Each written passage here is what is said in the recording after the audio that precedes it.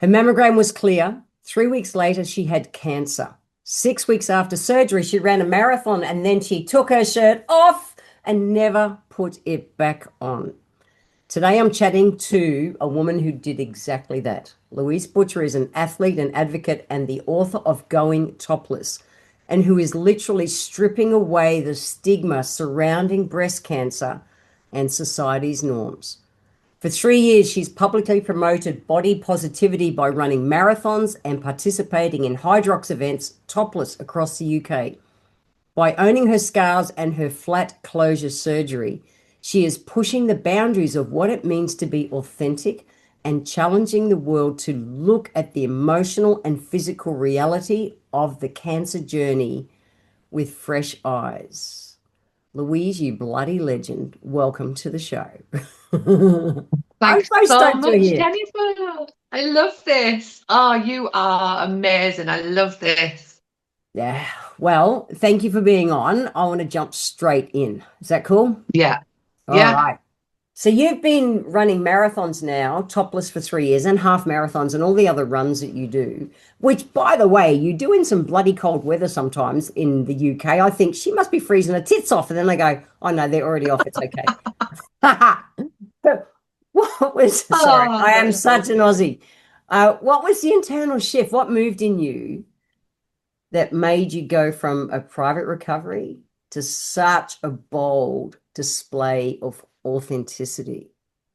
So It public. it was the desire not to be pitted because I always felt that when I was hiding, and certainly in the story, when things are hidden, and I noticed when I sort of reached out to people, people were very private about cancer. And that to me didn't sit right with my story. I wanted to share it, I wanted to talk about it. And I also felt that with the scars because when I had my first mastectomy, I couldn't wait to show like my family, my close family, the sort of little bandage and the scars because it made me feel better. Um, because it wasn't I think when you hide things, that's where the anxiety comes in, and it's where you can't accept yourself because it's kind of like, oh, I don't want people to see it. Because when you're saying that, it's kind of like, well, why don't you want people to see it? Are you ashamed of it? And it was that kind of thing what made me start to think about running topless because I thought if I can accept my body by showing it, that's going to help me eventually accept the way I am. And that's kind of where the shift happened. It's huge. I love that you put on your social media and you want to follow this chick, by the way, everybody. Just follow her. I'll put all the links wherever you're listening to this or watching on YouTube. You can find the links to Louise because I get inspired by watching you. But I love you say on social media that it's a safe space for people on their cancer journey. So how do you balance that? Obviously a roller coaster sometimes with the Yeah. of the reality of you and life and the joy and positivity that you just give us endlessly. Seriously, I love waking up to your posts. Oh, that's just so lovely to hear because when I got diagnosed, um, the one thing I can say is it was really isolating. And I just remember all these pictures in my head of cancer, losing your hair, the whole sort of like illness look. And I kept going on forums on Facebook and social platforms to find somebody who'd been through it that I could see after cancer, like the life after, because that's what scared me. When I initially got through the diagnosis and the treatment and the life after, I couldn't see it. And that's why I did what I did, because I thought I'm going to create a safe space for people to see that you can survive, that you can have a joyful life, that you can be feminine, that you can still look amazing without breasts. That I just wanted to see that carrying on. And that was really hard to find. I saw pictures, but you can't see. you can't see a life through a picture. So I Mm. thought, well, this safe space for people to go and see me living this joyful up and down life after cancer. And I think that's what people like, because obviously I have a lot of followers and I think they like to go there and see that, because that's the scary thing about cancer. You just don't know. There's no kind of future as such. It all gets taken away from you, because if you thought in the future, you would be so worried about it coming back that you wouldn't live. So I just wanted to show people that my sort of living in the now, this joyous, chaotic, mad, everyday stuff I do is kind of the way that I'm content now, because I can't live next week. There's no way I couldn't do that. Yeah, you're just living so present nowadays, and you get Yeah, seems like you seem to get more joy in your day. yeah. Oh yeah. More than I ever did, ever before, even before cancer. I really struggled with my head. I was always in the future, always planning, always what ifs, always, oh, I can't do that because this could happen. And then cancer just went, "Shh, can't live like that." Because if you live like that, you'll be constantly thinking, it's come back. It's in my bones. It's some, and you might as well be dead. So I knew I had to live in the present, and it just changed my whole life. I love it. I love it. So in your book, Going Topless, you talk about, the stigma and mastectomy and things like that, and flat closure surgery. Can you just explain to people flat closure surgery? Yeah, And so yeah, it's when why it's you so interesting. have the skin pulled tight. So what's really frustrating about being in that surgeon's office is this kind of look isn't talked about. So when I had a lady surgeon and she was lovely, but she went off the research and she just talked about reconstruction, and there was no other option. Mm. And I just went, I don't want reconstruction. I don't want implants. I don't want to go through another operation. I want to get, I want to recover quickly. But there wasn't that option of, well, actually, you can have this, which was really, and that's what I try and advocate now, is like for women to go into that office and say, can I have this? Which is great, because obviously they can say, well, can I look like Louise Butcher? Because it is, they pulled the skin tight, because otherwise you'll have dog ears. Because a lot of surgeons, Sure. especially men, will leave the skin hanging because they think the You want to woman get implants. will want, eventually will Mm. change their mind, because they can't be thinking straight if they don't want boobs. So they will literally leave the hanging skin. Versus leaving it up to your choice. You getting all of the information and then being Yeah. able to make a choice that suits you. Yeah, yeah, Wow. and that's I think we're moving on now. But I mean, I've been doing this for 3 years, and I think it's obviously moved it on, but it's still quite. It's a lot of ladies, after part of the way to get the flat closures, they have to have counselling to make sure that they're in the right frame of mind. I didn't have to, because I think the surgeon Counseling, knew. really? Ah, Yeah, yeah. I mean, one lady, I think she had to wait a year because they thought that it'd take her that long to come round to her senses and think, no, there's no way I could live without boobs. Honestly. she can't just And make it her own is, choice. it's Yeah. so bizarre, because I've done so much research on ladies who've gone flat and none of them have regretted it ever. Yet there's so many regret reconstruction. Interesting. Ooh. So you're a real advocate for owning your scars. Yeah, How yeah. was that kind of physical ownership? Because that's what you're talking about. How did it change? Did it change your identity as a woman? Did it expand it? What was, some of the shit in your head, if it was shit or if it was just all easy for you to come to that No, choice? it was not easy. So when initially I had the left breast off with the cancer, and they wouldn't take the right breast off because they said it's a healthy breast, we can't take it off. And I said, well, you don't really know it's healthy because this one didn't show up on the mammogram and it's really hard to see lobular.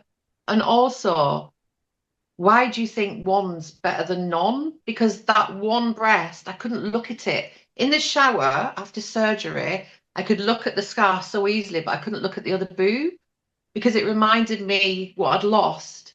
And I felt like I couldn't move on. And I was scared it was going to kill me because this one tried to. And it took about 8 weeks to get that one taken off. I just kept mithering and saying, please, I can't. I could not cope. It was about the worst point, actually, when I was left with one. And eventually they went back in for clearer margins on this side and they took that one off. Um, and then it took about 6 months to move or evolve from the woman with breasts to the woman without, even though it happened quicker than that in my head. And that was through um, not hiding, in a sense of kind of thinking.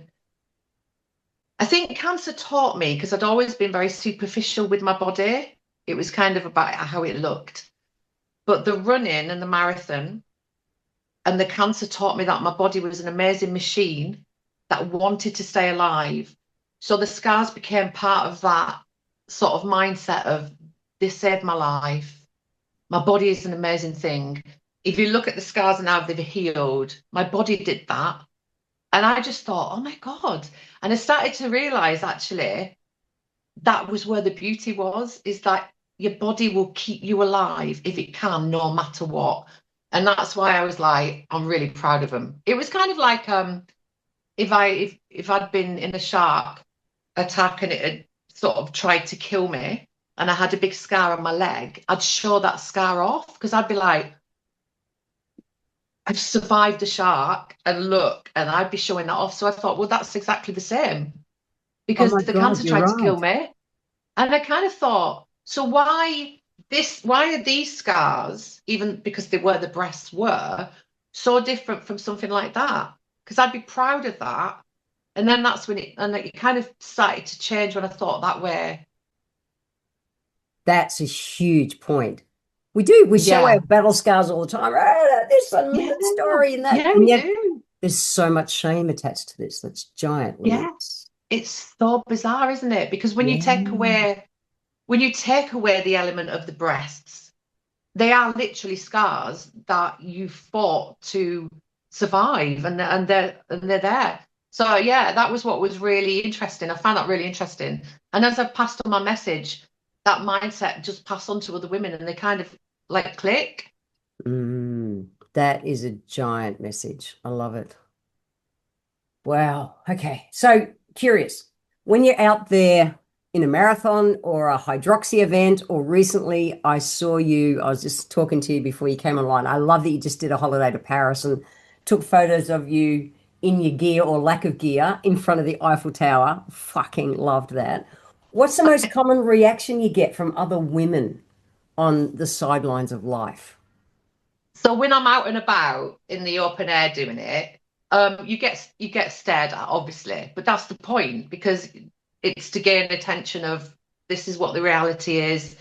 I own my scars. It's kind of that. So, but I do get so many people just saying, "Oh, what you're doing is amazing." And men, I honestly, I men, in my opinion, have gone right up since I started doing this, in my opinion, because on social media and out and about when I'm running, the men are literally like, "Oh my God, you're amazing." And I think they're all attached to women, aren't they, men? They're attached to them by they're either married to them, they're the mothers or the sisters, and they've been affected by either cancer or breast cancer. And because I mean, it's funny because sometimes the negativity comes more from the women than the men. And also, since I started doing my social media posts, I get so many comments about how beautiful I am of men. And I think they like the confidence. And that's what I try to show the women that breasts don't make you feminine in the sense of a woman and beautiful. The confidence does. Because if you own something and you own your scars and your story, that shows in your confidence. That's attraction. That's attractive in itself, isn't it? Well, yeah, one of my favorite sayings is that certainty is sexy. And I agree. Yeah, It's your yeah, present, it's you owning you is what makes you magnetically attractive to whoever. I agree. yeah. It's not the It is physical thing, so. it's how we It's not carry the our physical physical. thing. Yeah, because when I had breasts, at some points in my life, I was introvert. I had anxiety, health anxiety. I didn't carry myself as confidently. But I had breasts. And that's what's bizarre. It's like trying to get that message across, which I think I do in my posts and my running to other women that, because you've lost your breast doesn't mean you've lost you, doesn't mean you've lost your femininity, it doesn't mean you're less attractive. It's about what's inside and the confidence that you carry yourself with. So yeah, that is a massive part of what I advocate. Yeah. So you had, and that's a huge part, you had lobular breast cancer. What's one thing you wish more women understood about that specific diagnosis? That it doesn't show on mammograms. It doesn't, and if it does, it's big because How it did you grows in how the did you line. find it then? So what was really ironic about mine is I'd gone for this private mammogram. I'd paid because in the UK we don't get called up for screening until we're like 50, and I'd paid privately because I had health anxiety. It wasn't so bad then. I just wanted to sort of tick a box. I did do self checks, but I kind of like was a bit, oh, I'm a bit worried what I might find because, not that I had any symptoms, I just used to be a bit worried. And sometimes I'd even go to the doctor and get them to check. So I had this mammogram because I thought, well, if it's clear, I'm fine. So I had a mammogram. It came back in the post saying you've got no breast cancer, no, nothing's showing. So I was like, oh, well, what I'll do now is I'll have this really deep, because I know there's no cancer there, this really deep self-check in the shower, and literally went, I mean, I've never done it that well because I wasn't worried I was going to find anything. And then I found on the left side here, like it wasn't like a round lump, it was like a little thickening, like a hard sort of piece of skinny type of thing underneath the skin. And it felt like it was attached to something else. But even when I found it, I wasn't worried because I was, well, this mammogram was clear. So I'm totally fine. But I went to the doctors just to check because I thought it might be a cyst. And the doctor said, no, it's nothing sinister. She thought it was scar tissue or something, but she sent me to the breast clinic just for peace of mind. And they did an ultrasound and they found little bits of abnormal, not all of it, just bits. And I could tell by her face Mhm. that it wasn't right. And then she did a biopsy and they did 5 areas. She said I could see 5 abnormal areas. And eventually, when they took it off, it was 5 centimeters, which was really quite large. But lobular, a lot of women that I've done research with have been like 10 centimeters before it's even shown on any scans. So scary. Yeah, so regular breast cancer checks don't show. Interesting. So it's kind of really your self-checking. And lobular as well pulls in the skin. So like lifting your arm up, and if you see puckering, like pulling in, especially the nipple, sometimes if it grows near the nipple inverts. But any sort of puckering in can be lobular because it pulls it inward. So that's another thing and I spoke to loads of women who said I'd never heard of it, but it's the second most common form of breast cancer. Well, that's a great way for women to be able to check that. So thank you for sharing that. Women, it's up to you. Do the check. Very cool. Yeah. All right. So we talk a lot on this show about shrinking, women shrinking, seeing themselves invisible, all that kind of stuff versus just setting that fire for life. What do you think? Was there a specific moment during all your treatment when you went, I've done being quiet in my life. I'm gonna fucking set the world on fire like you are.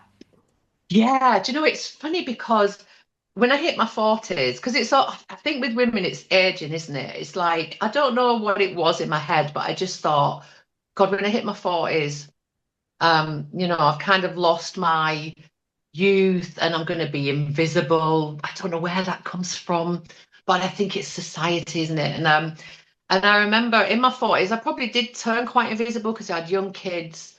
I didn't bother washing my hair. I was dressing in really boring clothes, like dark colours. And I kind of did shrink a bit.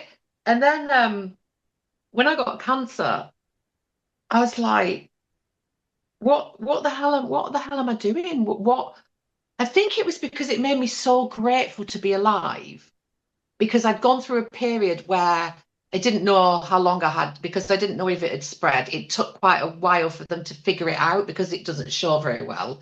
So there was a period in that time that I thought, oh my God, I could be dead in 6 months. And what the hell have I done in the last 10 years? I've Mm. literally might as well have been invisible because I'd lost a lot of friends. I wasn't very sociable. I didn't go out. And I thought, what have I done? I've literally wasted all this time. So it made me go, well, if I haven't got long left, I'm just going to do everything. Because you never really know with cancer if it's going to come back. It's just one of those things. So I just thought I'm doing everything. So I jumped out of a plane. And all these things I would have been way too scared to do before because I'd lost all my confidence. I was really nervous about everything. I had a germ phobia. I had health. Oh my God, I was a total mess. And I just went, oh, what have I been doing? So I jumped out of planes. I started running. I did the marathon, and I just did all these amazing. I never lived so much as I have in the last 3, 4 years. Never.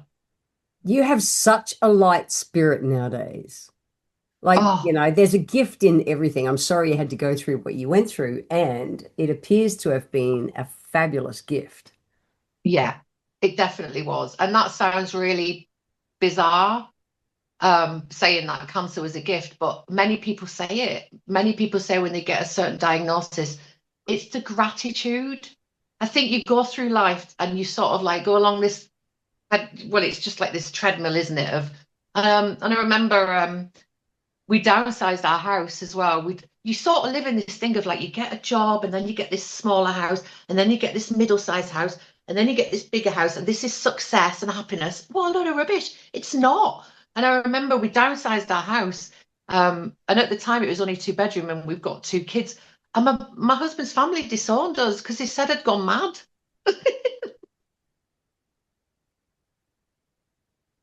They said my Interesting, mindset isn't was silly. Because I wasn't planning the future and I wasn't in the future anymore. They said I was silly, and I was like, "Well, who's the stressed one?" Because the person saying to me was really stressed, and I was like, living the dream. And I just thought, and what was really frustrating as well was the fact no one understood. It was kind of like I was banging my head against this wall of trying to explain, but you can't because unless you've been through it, you can't explain it. It's so that's the thing I do find frustrating now. it? I've always said I plan for the future. However, I also live for the day Yeah, that's good. because I used to be that panicky about the future kind of chick. Did you? Yeah, God, yeah, yeah. Wow. It's been so liberating getting older. Yeah. I'll be 65 really shortly and 50, God, you 40. look amazing for 65. Well, thank you. 40 was cool, like, oh, fuck, Yeah. kind of thing. 50 was like, "Wow, this is good." And then 60 is like, I like bring on Hey. fucking 70. It is definitely liberating as we age. However, Yeah. we've also had like a big situational kind of emotional experience that's brought you such a big breakthrough. Yeah, I love that Yeah. you're living life so fully. Yeah. And I think as well that it wasn't just the gratitude, it was I think it just made me realize what life was. And all I think what it is all this other stuff is such a distraction, isn't it? And life really is your 5-year-old self. That's what I always went back to. Because at the time, my youngest daughter, Pollyanna, was when I was diagnosed, she was 6. And both my kids are ADHD like me. And she was just always in the moment. She was chaos. She was messy. She was just living this her best self. And then she went to school, and then that whole conformity started to creep in. And I fought really hard for my kids to not conform into a system because they don't fit into it. And then I remembered that's what I used to be like. Mm. And I was just like, where did that 5-year-old go? Running through. And I think that's why I get so liberated when I Run run around with topless, your because top off. It's what a yeah, kid does. A little kid. because that's what it feels Yeah. like. It feels like that 5-year-old, with none of this judgment, none of this boobs sort of people looking at them for the wrong reasons, just running free. And I think that's why the running and the topless running is so authentic, because it's that person. And we do like a topless swim now, which I inspired, and it raised £90,000 for our local hospital, because women go topless in the sea, and it raised this. And when we go and do it, there's just like 250 women, all with the tops off. A lot of them have got boobs, but some of them are like me. And it's like that magical feeling of when you're 5 and there's all this judgment gone. There's no men there. It's just all women, and then all the lifeguards are all women. And I've never experienced anything like that. And it is pretty much like we're all just kids again, without all this conforming, without all these systems, without all this distraction. And that's where life is. That's where it is. It's in the connection. Yeah, big time. That's Yeah. just such a good point. Yeah. So for women out there listening who may be feeling invisible or ashamed of their own scars, whichever, what do you think is their first step towards going topless? Being that they don't have to rip their shirt off and go running marathons to do it, but energetically, emotionally going Energetically. topless. What's their first I, step? I it's a really I think it's more about trying to go into that headspace of when you were that 5-year-old, and trying to remember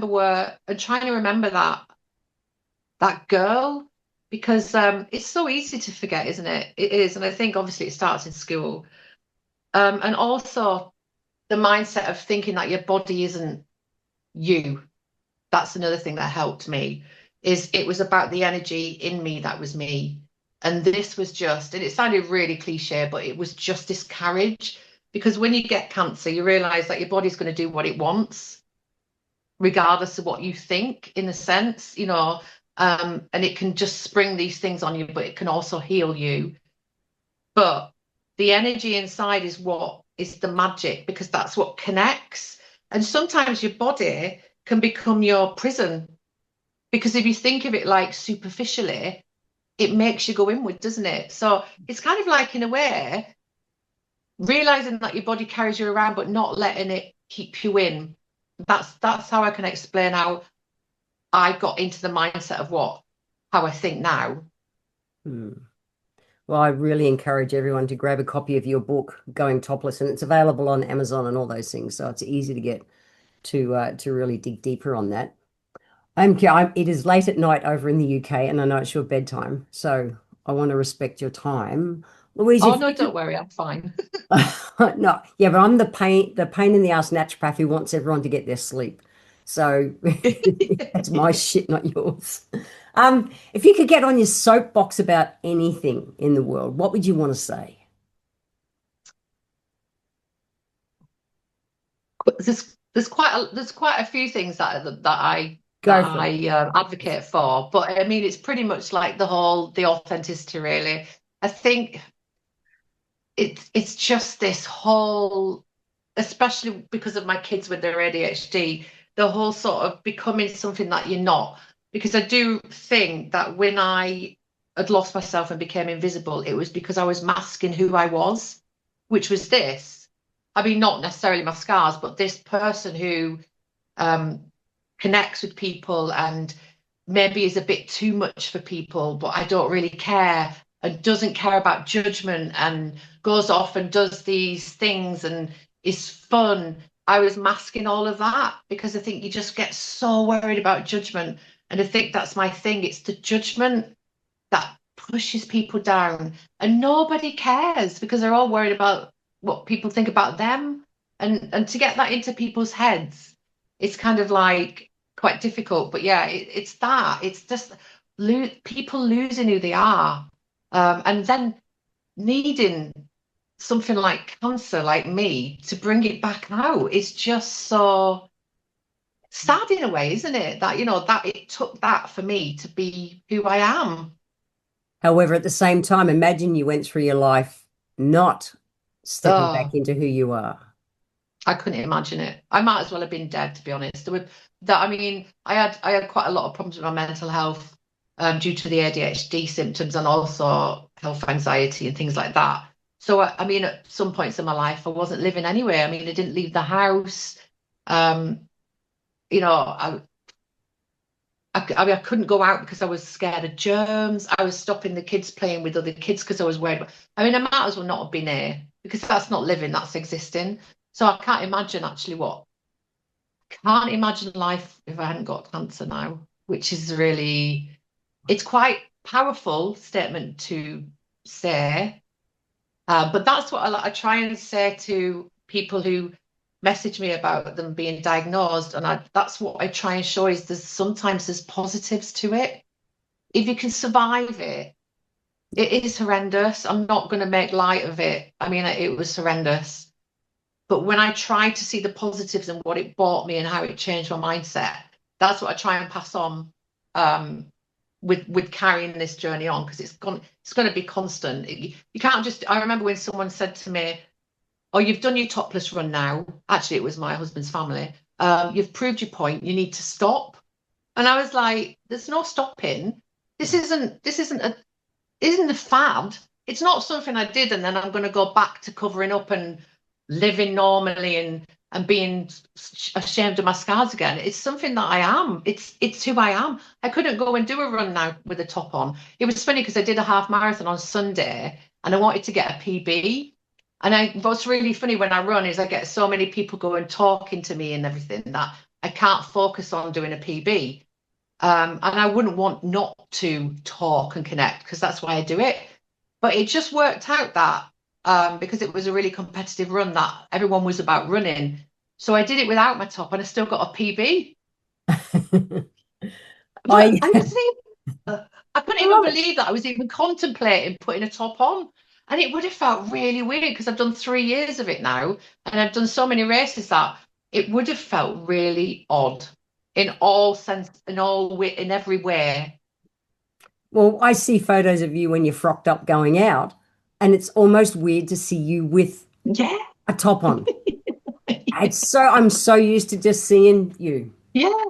And that's the thing, I think, when you normalize something, if you Yeah, constantly put it out there, I yeah, mean, I'm constantly sharing, I'm constantly out there.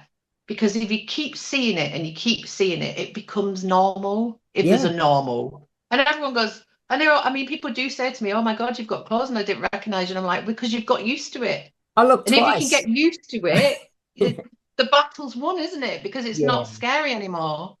Yeah, I love it. You inspire me so much. I'm curious with all of the wisdom that you have nowadays, you wise woman, if you could go back to your 18-year-old self and whisper something in your ear, what would you tell yourself?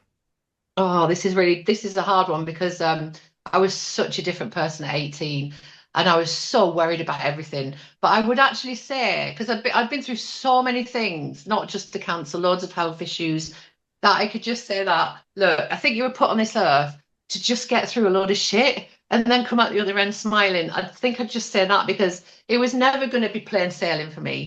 It never started off as plain sailing. When I was born, I was dead and then I had all sorts of other problems. And I just think that some people are put on earth to go through a load of shit.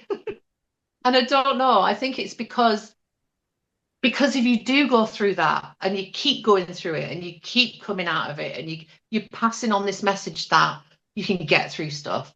And maybe some people are just that for that purpose.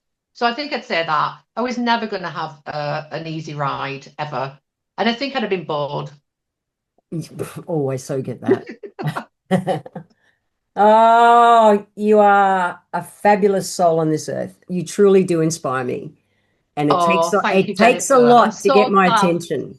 Like really, Oh, I love wow, this that's game. such a compliment. Yeah, I'm a pain in the ass. I'm pretty tough, but I listen to your wisdom. So thank you for Oh, that. And I'm really thank grateful to get you. to share it today. What's the best places? What's your favorite place for people to find you? Is it I Instagram? mean, Is it I love, Facebook? yeah, I love my Facebook, to be honest, because I Okay. just feel more connected on there. I mean, Instagram's great, wherever Instagram. I'm on there as well, but I just feel like really connected to my Facebook family because Okay. they've been there from the start. Instagram kind of came second, but some of the followers on there followed me right from the beginning, and they're so loyal.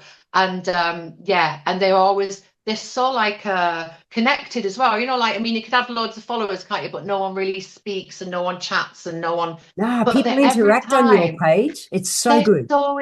Oh Yeah. my God, and I love that for the other for the other followers who need the help, they can look at the comments because a lot of women go on there and say, "Oh my God, the comments from the men are amazing." Well, Mm. that's going to make them feel better because they think, "Well, actually, if I look like Louise," and their man thinks, "Well, so I." Do you know what I mean? It's like that, and then they can see all the comments from other. And another thing I love about them is if you do get a negative comment, and you do, especially when my reels go Sure. viral because it goes outside of my following.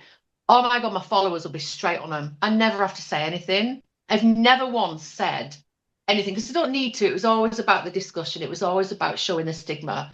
But what I love is I get like, they're all like that, excuse me. And it's You just leave our brilliant. I girl love alone. it. Leave her alone. Yeah, I love that. Not that I need to be stuck up for, but it's just nice to have that Oh, backup of people. I love solidarity is that. important. Yeah, Yeah. you have created an amazing community of not just women, but Oh, also men. And yeah. that's everything. So thank you for Yeah. doing it. Yeah, I love it. Oh. Well, we will put the links below wherever you're listening to this, whether it's on the podcast platforms or my website or on YouTube, whatever. You can do that. Otherwise, it's Louise Butcher. If you search Louise Butcher, you'll find her, or Going Topless. And check out a book. Seriously, check out a book. Thanks, Chick. I know it's your bedtime. Thank you so much. It was definitely worth waiting up. Definitely. Well, I look forward to coming back to the UK one day when it's sensible to travel and catching up with you for a bit. Yeah. I will not go for a run with you. Yeah. I'll walk, but I look Oh forward my to playing God, with you yeah. in the future. Let's do that. Let's do it. Yeah. All right. Big love. And you. Thanks, Jennifer. Bye.